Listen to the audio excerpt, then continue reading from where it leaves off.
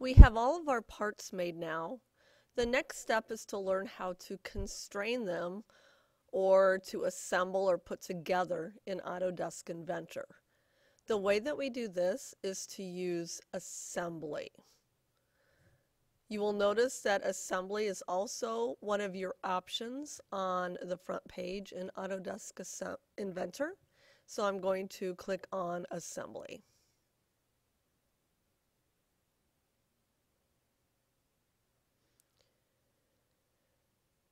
Assembly looks very much like the parts application. You've got your main menus, you've got your tool ribbons, you've got your browser with your history to your left, and you've got your block up here to the top right where you can change and look at different sides, and you've got your house to bring it back to your normal view, that type of thing. Your menu and your tools are going to be a little different, and that's what I want to show you now.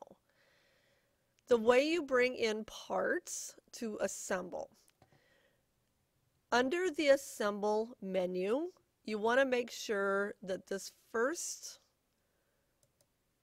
tool says Place. If it does not say Place, click on your arrow and make sure it says just Place. You will go to your Z drive, your Design and Modeling folder, and then find the first part that you want to bring in. I'm going to bring in my cube, and I will be making the item that you see on the right-hand side. This is my block challenge design, and I need 1, 2, 3, 4 cubes. So I click on Cube, I click Open,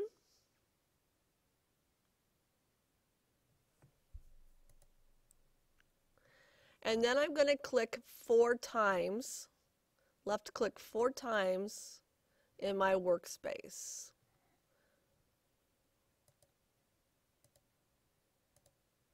Once I have the 4 cubes on my workspace, I'm going to hit Escape. I'm going to do that same thing for my triangle, so I'm going to go back up to Place. I'm going to get my triangle, Open, and you'll notice that I need 1, 2 triangles. So I'm going to click left click once, twice, and then Escape once I'm done with my triangles. And then I need 1 half cylinder.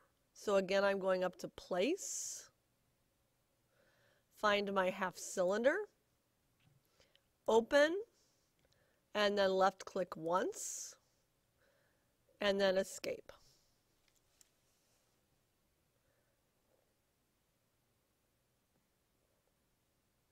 To constrain 2 blocks or 2 items together in Autodesk Inventor, you need a minimum of 3 different constraints.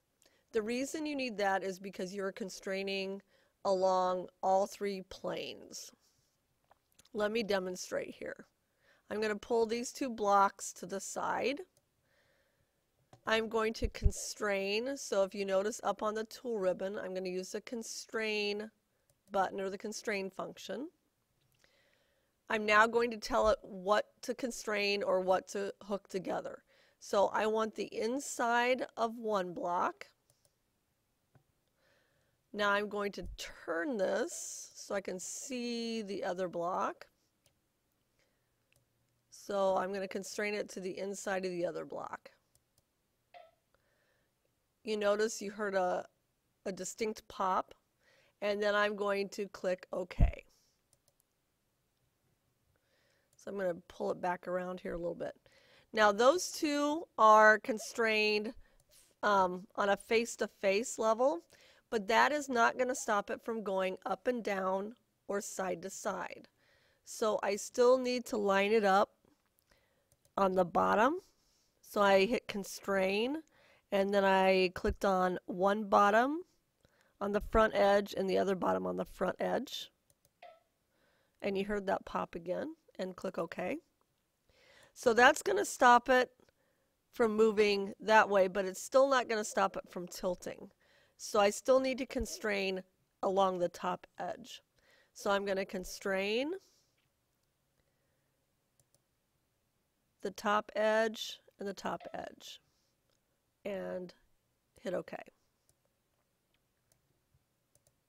So those two are completely constrained now. I have a total of 3 constraints on those 2 blocks.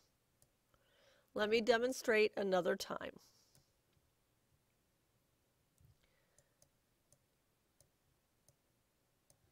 I'm going to constrain the face to face and click OK. And then I'm going to constrain the bottom of the front edges. And then I'm going to constrain the top of the front edges. And OK.